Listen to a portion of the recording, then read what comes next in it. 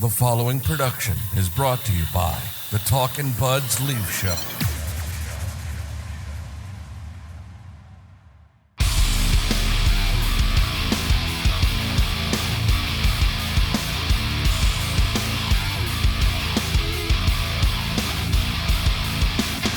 Here we go. Talkin' Buds Leaf Show, episode 302. Coming at you on the eve of the Stanley Cup Final.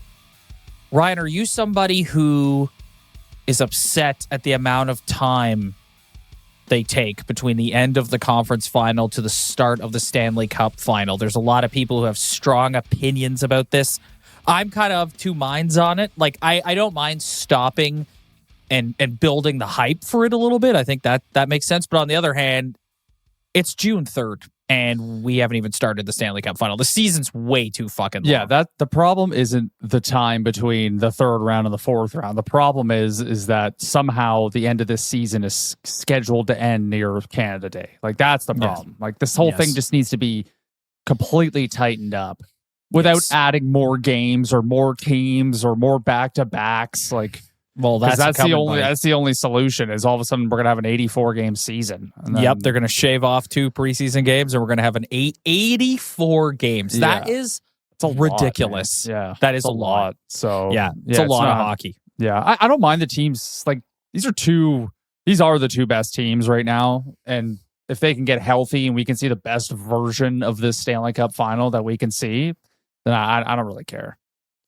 We're going to tee up the Stanley Cup Final a little later on and give our predictions for the series. But right now, I want to talk about a different championship, that being the Memorial Cup, and specifically Easton Cowan of the London Knights, who ended up winning the Memorial Cup MVP. Thank God for people on Twitter who monitor prospects and give us stats. This big thank you to Kyle Cushman, who laid out Easton Cowan ends his junior career with a Memorial Cup win, one of the best London Knights of all time. And then he lists his resume: 2025 Memorial Cup winner and MVP, 2024-25 OHL champ, 24 MVP and playoff MVP, 15 Memorial Cup points, and 96 playoff points. So one of the GOATs in London Knights history, and a guy that, as we head into next season with Mitch Marner likely headed out the door, really now, and after trading Fraser Minton away to get Brandon Carlo, I'm sure someone who pays way more attention to the Leafs scouting and prospect system would get upset with what I'm about to say. But I think if you're the average fan and you look in the cupboard, it's just Easton Cowan in there. Yeah, for sure. And it was kind of funny. The Memorial, me and you just brought up, like, you got to watch the Mem Cup this weekend, just kind of as a joke. And then I just remembered Easton Cowan. I'm like, in all this conversation about this team coming up to this summer, we're forgetting a extremely pivotal piece in that this is their top guy, who, by the way, is, if you look at everything he's accomplished in the OHL and you look at his stats, and so, like, we're not talking about a bum here. So just thinking about him and not factoring him into this whole next part of this era of the Toronto Maple Leafs and DNA change is kind of my bad. So, I mean, being able to watch that final and just going back and looking at his stats and just what a study was, but then also at the same time, I kind of threw up the Easton Cowan hockey DB, and I'm like, yeah, the guy's an absolute stud. But then I threw up the Nick Robertson hockey DB, and guy had 55 goals in the OHL as well. So, I mean, I really have no idea what this kid is going to end up doing. I have zero idea. Well, I think it's super important for the team that he takes a step. I'm not someone that is looking at him and going, he needs to crack the lineup come training camp next year. If you look at him, and I mean this with all due respect, he looks very young. Like he looks like he's a teenager. He's 20 years old. He's now eligible to play in the American Hockey League. And I actually think that that's the perfect place for him. I don't think, given it's going to be a weird vibe heading into next season. It's going to be a weird vibe with respect to the changes that are being made, that we're going to be trying to gauge and understand what the expectations are.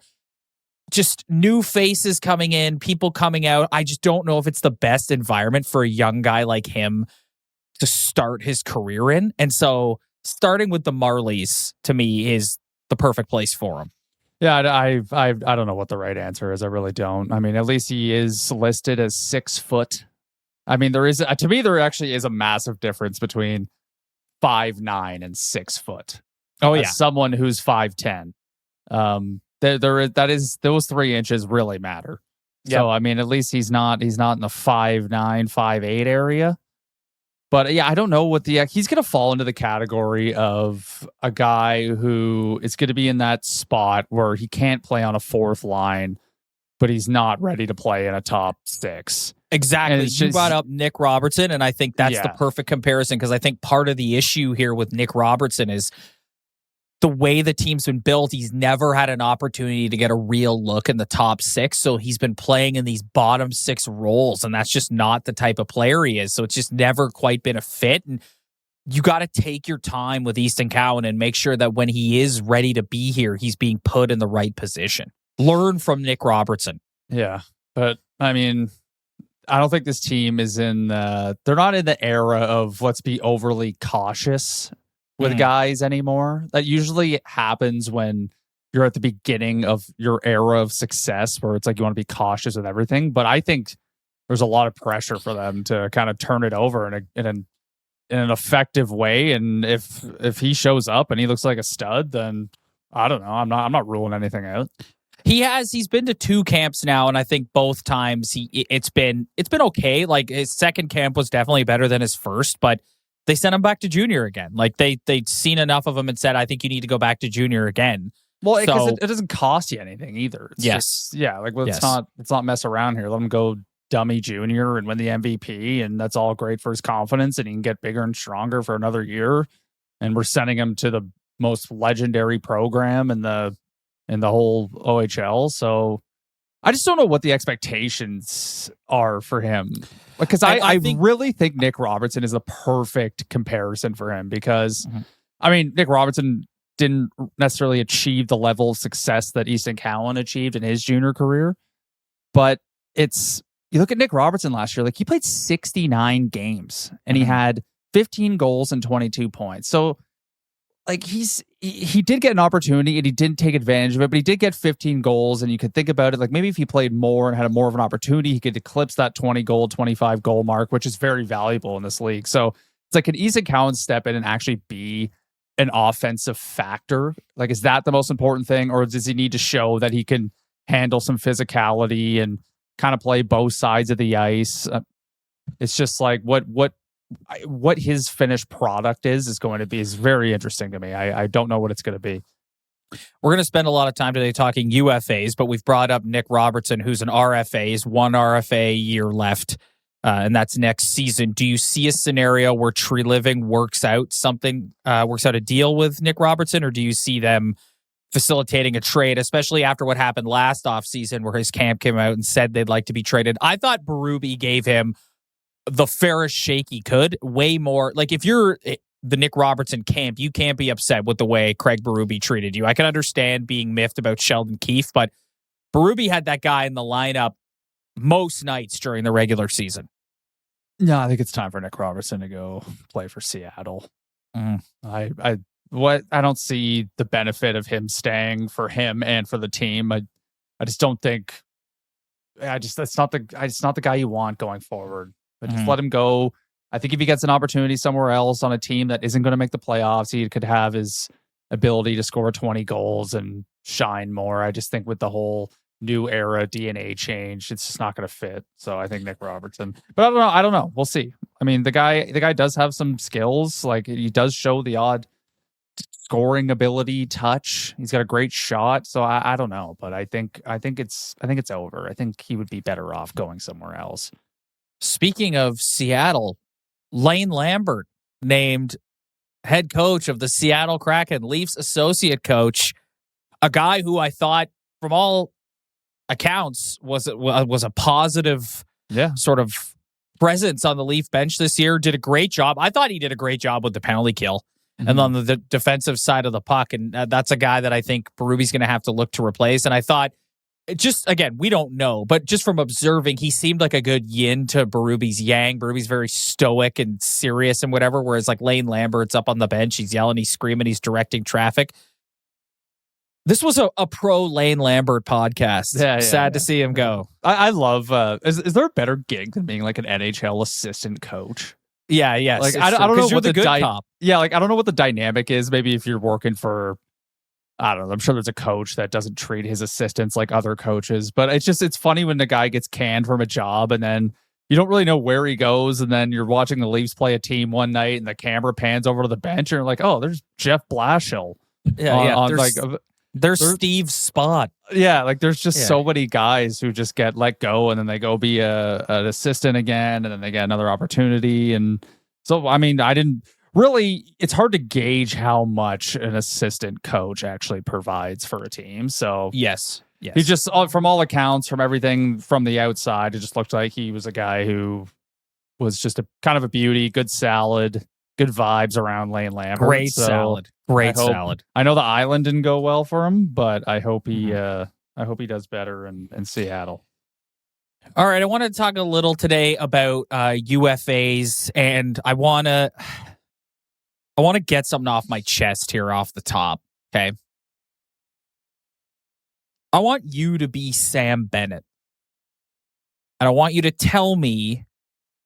I want you to give me one good reason why you would leave the Florida Panthers, because I don't want to talk about Sam Bennett anymore. Rob, I understand the appeal of Sam Bennett. I understand why everyone's coveting him. I covet him too.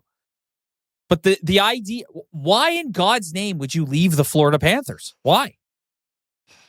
This was my hot take coming in the episode. There is a 98% chance that Sam Bennett's a Toronto Maple Leaf next year, in my opinion. What? Oh my God. I did not see that coming. Why hasn't he re-signed with them yet? Like that, why hasn't he re-signed with them yet? So that's number one. And maybe there's reasons that I'm unaware of, but I think it's weird if you love a team so much. I'm sure they would have had a deal worked out for you and whatever. And I don't know how much he's going to make. I'm sure there's going to be teams that are going to go way above and beyond to get him. The number I've seen thrown around is $10 million. I think that's a little steep, to be honest with you. Like, I don't think that's a great idea. I think this all factors on what is the Leafs' mindset going forward for spending money on players. Like, how far are they going to go? So I think that will ultimately be the deciding factor. It's like, if he wants 10 million, I don't think that's possible. But if he wants 8, then I could see it happen. But the reasoning why I think he is going to be a Toronto Maple Leaf, because I think they're going to go so hard into this DNA change aspect. And the bar is set with the Florida Panthers. So look at all the guys they grabbed off Florida last season. All of them worked out. All of them were contributed. All of them were positive pieces. And I think every single piece that you could grab from that team, especially the guy who is basically the poster boy, the DNA of that team, I think that's something that they're going to covet heavily. And why Sam Bennett would want to leave the Florida Panthers, I honestly have no idea. All I could say is, if you look at NHL dynasties, aside from like the Oilers, like the 80s and 70s teams, like usually teams kind of have like a 3-year run. Like Tampa, 3-year run. Pittsburgh, kind of a 3-year run. Chicago, I mean, theirs was every other year, but they kind of had a 3-year run. So LA Kings. Yeah. Like, so maybe at some point the Florida Panthers aren't going to be the best team in the league. And I hate the overvaluing of a guy's from here. Like that narrative is so annoying. It's so mainstream. I don't buy into it. I think it's lame. But it could be a factor. It could be a factor, and I don't understand why he isn't signed yet. So it really depends on how much the Leafs want to lean into DNA change, because if they're fully gung-ho about it and they want like a tough team, I don't see this is the best guy that's available who exemplifies the type of attitude that you need on your team. So why go after anybody else, really? I guess to answer your question of why he hasn't signed yet, I'm sure his camp is probably saying to him, listen, like people are throwing around $10 million. Yeah. Like a player like Sam Bennett at one point in his career couldn't have even dreamed of making $10 million. Yeah, 100%. So and the it fact could that be he's- and it could be a bad signing. Like I'm not even saying like I have no idea if it's going to be a good signing or bad signing. It's just I really sit down, I think about it, and I look at the UFAs. But it's a signing. It's a specific signing. Like yeah. the thing, if let's just say hypothetically they do sign Sam Bennett. What's going to drive me fucking insane is when we're in November of next year and some hero who covers the team is writing an article being like, Sam Bennett only has 4 goals and they brought this guy in. It's like, that's not why you're signing him. You're signing him to make this team different in the dressing room, and you're signing him to take somebody out in the playoffs. Let That's Willie why and you're signing Austin him. get the 100 points. That's what they're good for. Yes. Like, yes, inevitably. So that will drive me nuts. But yeah, I'm sure that's what they're holding on to in terms of like why they haven't signed with the Panthers yet. So that's interesting. I did not think you were going to come with that take today. I look at who's available. I look at the trades they could make, and this is the guy. This is the guy that you would write down on a piece of paper. Who, if you want DNA change, here you go. Immediately. Yeah. So Mm-hmm. is it the right move? I don't know what the right moves are. Okay, I don't know if it's a good idea to sign him. I don't know who they can go out and make this team better. I don't know who they can sign at a good number to make everything work and everything perfect. I really don't. But based off the press conference that Treliving gave, to me, it's like an absolute. It's basically staring you right in the face. Like this is who's available, and this is who can change some DNA on your team. The NBA 82 game grind is done, and now the real fun begins. The NBA playoffs are here, and it's time for all the high stakes drama, clutch moments, and jaw-dropping plays. I can't wait. If you're looking to make the playoffs even more exciting, DraftKings Sportsbook has you covered as an official sports betting partner of the NBA. Try placing a bet on your favorite player's performance. Will they drop 30 points, 40, or more? It's your call. Here's something special for first-timers. New DraftKings customers bet $5 to get $200 in bonus bets instantly. Make it a playoff run to remember with DraftKings. Download the DraftKings Sportsbook app and use code THPN. That's code THPN for new customers to get $200 in bonus bets when you bet just $5. Only on DraftKings. The crown is yours. Gambling problem? Call 1-800-GAMBLER. In New York, call 877-8-HOPE-NY or text HOPE-NY 467-369. In Connecticut, help is available for problem gambling. Call 888-789-7777 or visit ccpg.org. Please play responsibly. On behalf of Boot Hill Casino and Resort in Kansas, 21 and over. Age and eligibility varies by jurisdiction. Void in Ontario. Bonus bets expire 168 hours after issuance. For additional terms and responsible gaming resources, see dkng.co/ice. I sent you a list of UFAs that will be available on July 1st. Which names on here stood out to you as like a guy that you'd be interested in going to get? None except Sam Bennett. Not even Brad Marchand. Because if you want to talk DNA change, I want to caution going to get the older guys, you know, like I don't know if that's the right answer.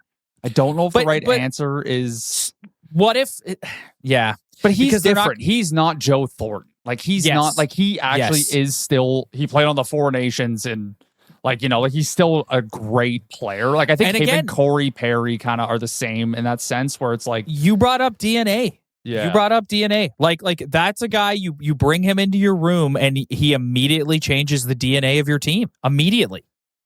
Yeah. No, it's I mean, is it a bad like obviously I would be stoked. Like I'm down for that.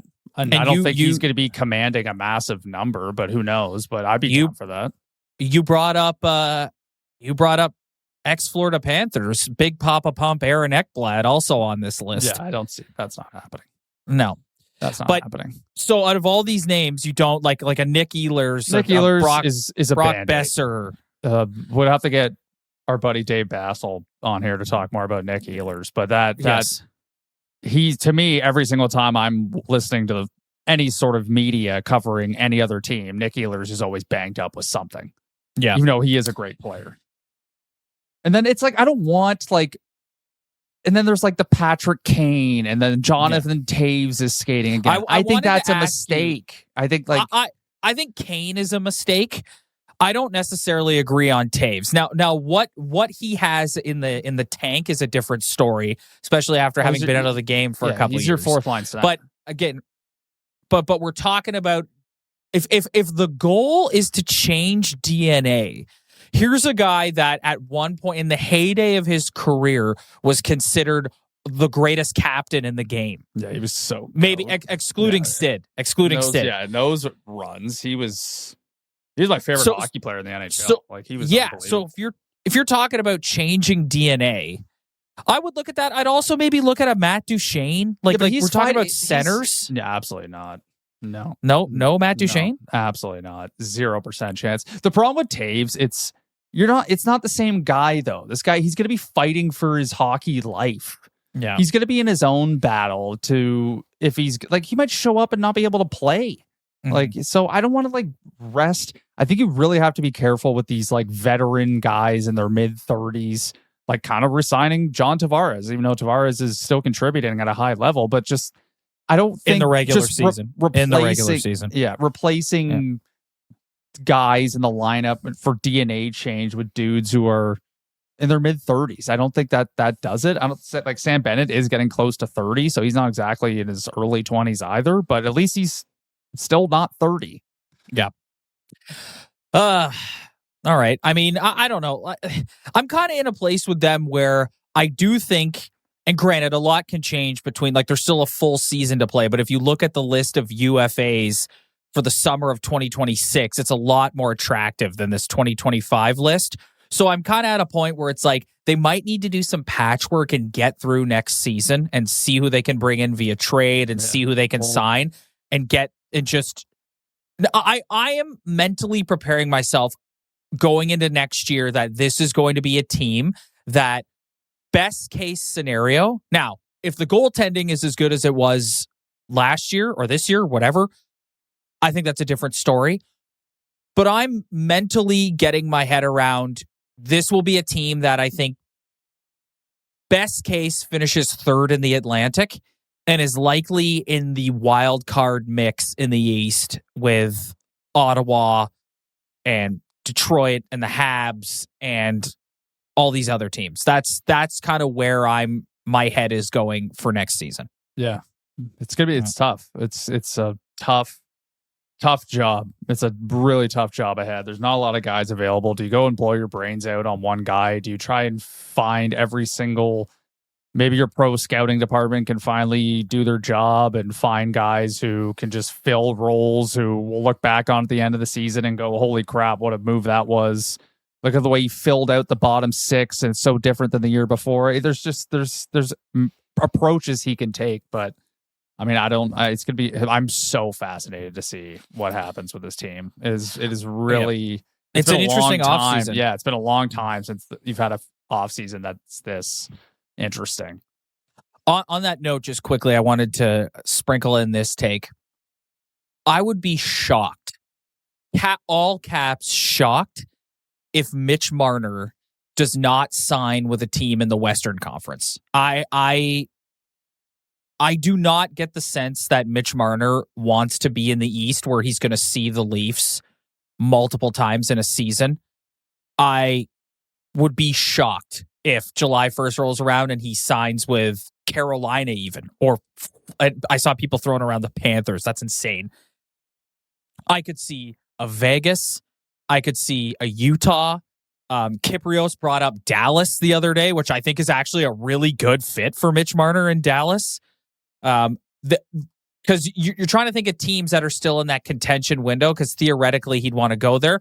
There's also a team like Anaheim that is up and coming that just signed Quenneville that has a shitload of money that would love to be like, sure, we'll give you $14 million and you can come play here. Like, I would be really, really, really surprised. Friedman keeps saying that the Utah Mammoth are looking to make a splash and kind of put themselves on the map. I would be shocked if Marner signs with a team in the Eastern Conference. Shocked. Listen, there's one thing. If you're a team that is just so desperate to just turn over the leaf and get into the playoffs, it's a great signing. Like it's a 10 out of 10 signing, because what Mitch Marner does is give you the type of hockey that's going to get you there.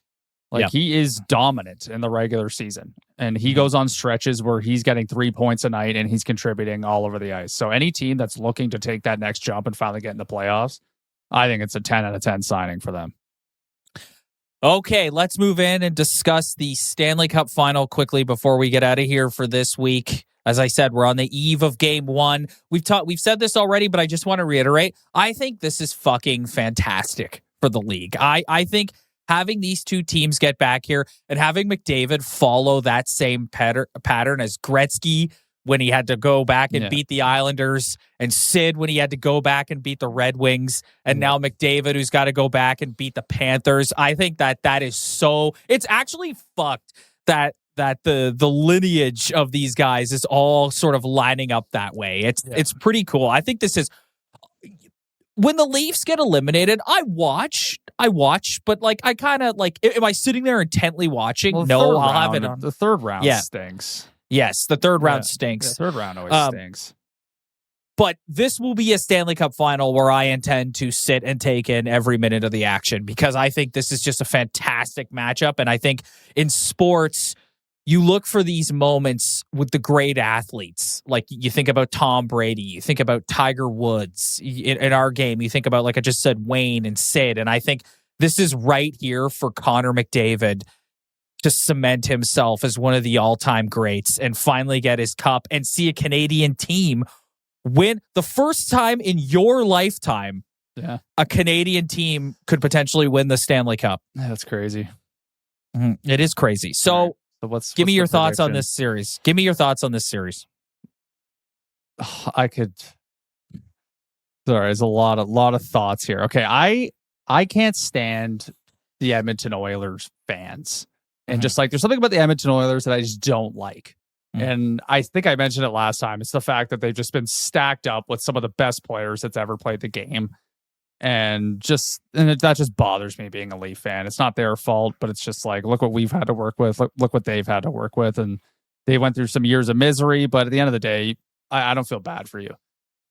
And I wouldn't call myself like a Connor McDavid hater, but I was never like really like cheering him on. I've totally flipped on that. I am praying this guy gets his Stanley Cup, especially after watching this suck-ass team in this city for years and years and years. How could you not be a Connor McDavid fan right now? Yep. This guy is an absolute machine. An absolute machine, and he will not be stopped, and he's 100% winning the Stanley Cup this year. And I'm happy for him because he's earned it. Draisaitl's earned it. That team's earned it. If you're a guy in that dressing room, or if you show up to play for that franchise and you walk in that dressing room and you see legit the best player in the world, like without a doubt, and you see how much he gives a shit, how hard he works, his mentality, you just get in line. And that's why I was talking about the Klingbergs and all those guys. It's easy to get in line when you're looking at the best player in the world who's doing everything right and go, you know what, I got to play my role because the best player in the world is playing his role and he's going to carry us, and I need to do what I need to do to help this team get over the hump. And it's just, I think if you're against McDavid right now, you're just a pure hater because the guy is an absolute machine. One of the things that is great about this too is the team that's on the other end, and I think I'm with you. I do not think Connor McDavid is going to be denied this year. However, if you were going into a series and you needed a centerman on the other side to play against Connor McDavid, the Florida Panthers have him. And that's a facet. He shut him down in games 5, 6, and 7 last year. Shut him down. Yeah. So I think the Oilers are going to win. I'll just say it right now. I'm predicting the Edmonton Oilers win this series in 6 games. I think that's how this is going to go. I think Florida takes game 1 and everybody's like, oh, and then McDavid and Draisaitl do their thing where they're like, all right, enough of this. The biggest wild card in this series, without question, is Stuart Skinner. Like what version of Stuart Skinner? You don't know what is going to happen. When it comes to their goaltending, you could see a scenario where Stuart Skinner goes in there and he plays like a goat and goes toe to toe with Bobrovsky, and it's by the end of the series you're going, man, Stuart Skinner, what a story. He figured it out after the LA series and he's been lights out since. You could also see a scenario where Stuart Skinner sucks. The Oilers go down 1-0 or 2-0, and then they play the rest of the series with Calvin Pickard and win the Stanley Cup with him. It could literally go either way. But regardless, I'm with you. I just do not think Connor McDavid is going to be denied. Well, that's what makes the Edmonton Oilers so special right now. It's exactly what you just said. Like, there's just that huge elephant in the room, but for some reason, it's not affecting them. They were still able to absolutely dummy every team in the West with that in front of them, with their goaltender who is just sometimes just so bad. But it just hasn't mattered because they're just on a magic run right now. I just don't think... in Florida, I saw the chinks in the armor in the Leafs series. Like, I know the Leafs shit the bed, but I did see some chinks in the armor. They're an unbelievable hockey team, but they can be had if the other team on the other side is willing to do what they have to do to get the job done. I think it's gonna be interesting to see who carries the play, because these are two teams who just carry play in the playoffs. Yes, like just dominate teams, hem teams in. Yes. And so I'm interested in Florida does it better than anybody. But Edmonton's been doing it to every other team in the West. So it's like, it's going to be the thing about the Oilers too, because right off the bat, you're going, the Panthers like to smother you and be physical, and the Oilers are more speed based. And I thought Doug McLean pointed this out on Kipper and Bourne on Friday, and I totally agree. The Oilers push the Vegas Golden Knights around. Yeah. And the Vegas Golden Knights are a big, mean hockey team, and the Oilers push them around. I just think the Oilers are so much more equipped this year. They know who they're going in there against. They know how to deal with them. And they've got guys like Corey Perry, Evander Kane. Yeah, like, you think these guys grease balls? You think these guys are going to be intimidated by anything Florida throws at them? No. There was that shot last year of Kane changing. He was going off for a line change and just punch Kachuk right in the face. Yeah, my heart is broken for Zach Hyman. Yeah, my heart's broken for the guy. I think there's a couple clips that have been going around from the Prime doc that have been really incredible, which is Hyman after the Game 7 loss saying, "We will be back here next year," and then Kachuk in the handshake line saying to McDavid, "We'll see you here next year." And sure enough, here they are. That I get goosebumps when I see that. That's what pro sports is all about, man. Yeah, I just think like what you referenced earlier, the lineage of like Sid and Wayne, and it's incredible. It really is. Yeah. And I remember the Sid one so vividly. Like that was such an exciting Stanley Cup Final back-to-back year. And I just think it's going to be a huge shame if McDavid somehow doesn't get this done. Well, and the story of Wayne walking by the Islanders dressing room and seeing them in there with the Stanley Cup and being like, yep, this isn't happening again. And then sure enough, he gets back there against the Islanders and wins his cup. That's fantastic. Yeah. Fantastic. Yeah, this is what pro sports is about, man. It's storylines like this. This is why we all like watching it. This is must-see TV, in my opinion. I'm going to be honest. I'm tuning in tomorrow night. I'm wearing an Edmonton Oil. I'm a big Oiler guy. Like, I want them to win the Stanley Cup. I think they've earned it. I respect the shit out of the two guys who lead that team. I respect the head coach who has stepped in and done an incredible job. I respect how they just get over adversity. Like those two guys leaving an RFA and to St. Louis, and that was a big loss. But guess what? It doesn't fucking matter because Connor McDavid and Leon Draisaitl are going to take anybody around them and to drag them to a cup final because they're just that damn good. So I respect the hell of the Oilers. Their fan base drives me nuts, but I really hope they get this done. And I hate the Florida Panthers. Like I respect them, but I hate them. You haven't given your official prediction. I think the Oilers are going to win 5 games. That's my prediction. 5 games. I think they're going to dummy them. I think Florida is. I think I saw the chinks in the armor, and the Toronto could have won that series. I know they didn't, but they could have. And I just think I see the chinks in the armor. I think the Oilers are just unstoppable right now. All right, then. So there you have it. I have Oilers in 6. Ryan has Oilers in 5. That's a bold prediction, by the way. Yes, it is a bold prediction. Yeah. It is. But listen, the Oilers are locked in, so I don't think it's necessarily like I think they destroyed Vegas and Dallas. Yes. Like just destroyed them. Yes, I don't think it's an outlandish thing to say. Yeah. All right, buddy, we're going to get out of here. We will be back at some point within the next week to give our take on the Stanley Cup Final and just talk about the general goings-on around the league. If for some reason there's some sort of breaking Leaf news, we'll be on immediately as soon as we can to discuss it. If you'd like to join us for all that, hit the like and subscribe button below. If you're listening to the audio version, like, subscribe, review. It really helps us out. We greatly appreciate it. Spread the word, tell your friends. We really appreciate it. We will see you guys within the next week.